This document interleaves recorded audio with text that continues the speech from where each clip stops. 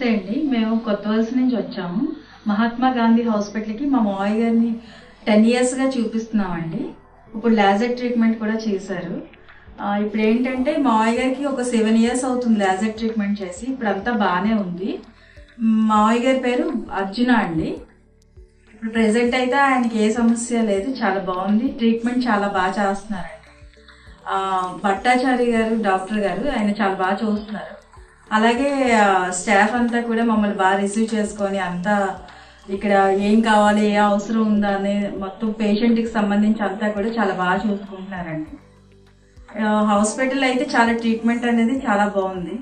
So మేమైతే చాలా హ్యాపీగా ఉన్నాం. ఎందుకంటే క్యాన్సర్ వచ్చే వాళ్ళు చాలా మంది ఇంతవరకు బతకడం అనేది చాలా గ్రేట్ అసలు.